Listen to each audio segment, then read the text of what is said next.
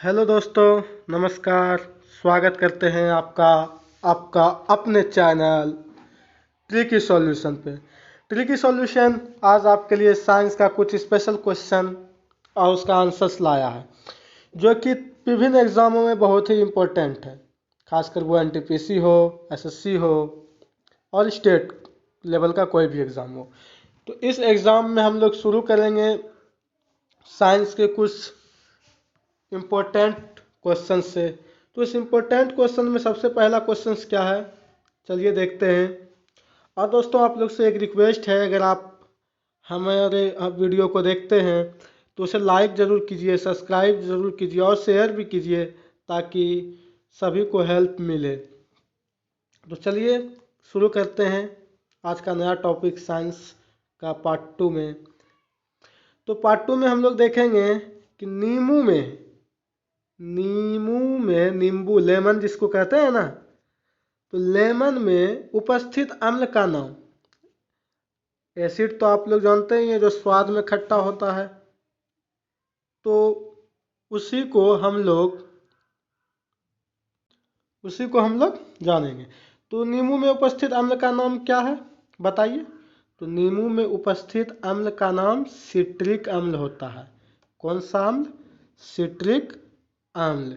खट्टे पदार्थ जो भी हम लोग खाते हैं ना, उसमें अम्ल ही रहता है और अम्ल के वजह से ही खट्टा होता है वो। तो चलिए देखते हैं फिर दूसरा क्वेश्चन कि चींटी के डंक में, जी हाँ, चींटी हम लोगों को जो काटती है उनके डंक में कौन सा अम्ल रहता है। वो डंक जो मारती है ना, उसमें कौन सा अम्ल रहता है। तो उसमें जो अम्ल रहता है उनका नाम क्या है। तो उस एसिड का नाम है फॉर्मिक एसिड। कौन सा acid? Formic acid. Formic acid. तरह तरह के एग्जाम्स में ये दोनों क्वेश्चंस पूछे गए हैं बार बार। तो चलिए आगे देखते हैं। आगे है कि भोजन पचाने में सहायक अम्ल कौन सा है। जी हाँ, हम लोग बहुत तरह के भोजन खाते हैं ना। तो भोजन जब खाते हैं तो उस भोजन को पचाने में बहुत सारा अम्ल जो है सहायता करती है, ठीक। लेकिन जिसमें कि सबसे ज़्यादा आपका प्रमुख अम्ल कौन सा है, उसी अम्ल का यहाँ नाम बताना है। तो वो अम्ल है आपका हाइड्रोक्लोरिक अम्ल, जिसे आप लोग HCl के द्वारा डिनोट करते हैं, जिसका ये केमिकल फार्मूला है HCl, वो हाइड्रोक्लोरिक अम्ल ही है। और यही अम्ल जब हमारे शरीर में ज़्यादा बढ़ जाता है किसी भोजन के करने के वजह से, तो हम लोग को एसिडिटी का प्रॉब्लम आ जाता है, ठीक। तो फिर देखते हैं, आगे चलते हैं क्वेश्चन नंबर 4 में कि टमाटर में पाए जाने वाले अम्ल कौन हैं। तो टमाटर में पाए जाने वाले अम्ल कौन है। तो टमाटर में पाए जाने वाले अम्ल टारटेरिक अम्ल है। कौन सा अम्ल है?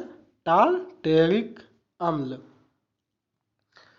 फिर मानव के मूत्र में, जी हाँ, मानव के मूत्र में भी अम्ल की मात्रा रहती है। उसे हम लोग क्या कहते हैं? उस अम्ल को क्या कहते हैं? उस अम्ल को यूरिक एसिड कहते हैं। कौन सा एसिड? यूरिक एसिड, यानी यूरिक अम्ल। फिर दही में पाए जाने वाले अम्ल के नाम पता, यहाँ टाइप मिस हो गया, अम्ल लिखा गया, अम्ल होगा। तो अम्ल जो है, दही में पाए जाने वाले अम्ल कौन है? दही में पाए जाने वाले अम्ल लैक्टिक एसिड है, लैक्टिक अम्ल। और लैक्टिक एसिड के वजह से ही दही जो हमारा खट्टा भी होता है। कभी कभी कहा भी जाता है कि दही बनने में कौन से पदार्थ या कौन से जीवाणु सहायक हैं। वो लैक्टो होता है, ठीक, लैक्टोबैक्टीरिया, ठीक। ये भी आपको ध्यान में रखना, कभी भी पूछ सकता है एग्जाम में। फिर देखते हैं 7वां क्वेश्चन, केला में पाए जाने वाले अम्ल। तो केला में वैसे कहा जाता है नहीं पाया जाता है, ठीक। केला और सेब, इन दोनों में मैलिक अम्ल पाए जाते हैं। कौन सा अम्ल? मैलिक अम्ल।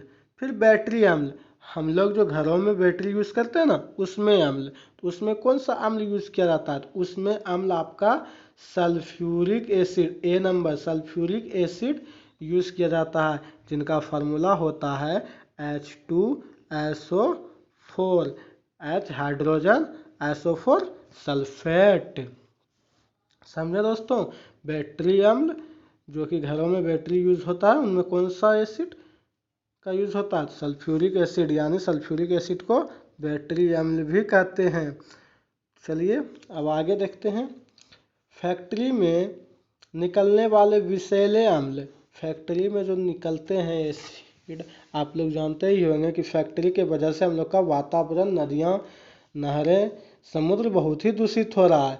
तो ये किन के वजह से हो रहा है? तो ये अम्ल के वजह से ही, एसिड के वजह से ही हो रहा है। तो ये एसिड कौन सा है?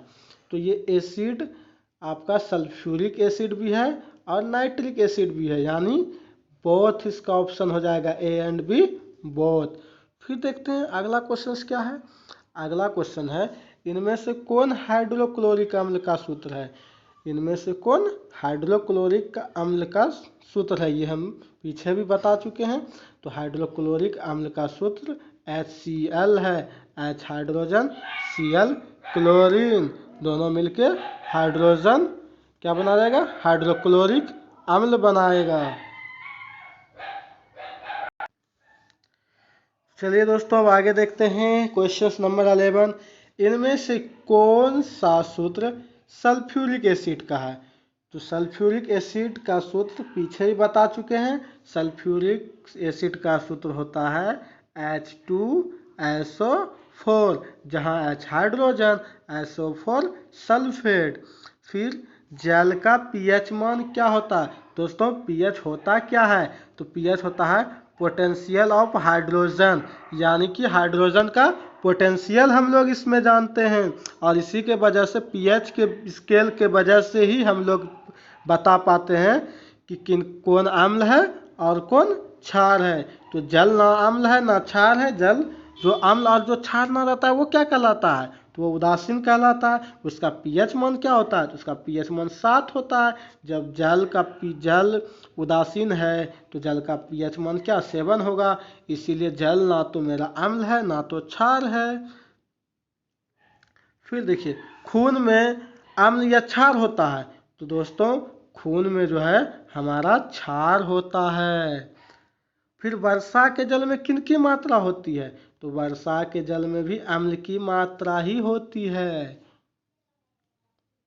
फिर है, दूध से दही बनने में कौन सा अम्ल सहायक है?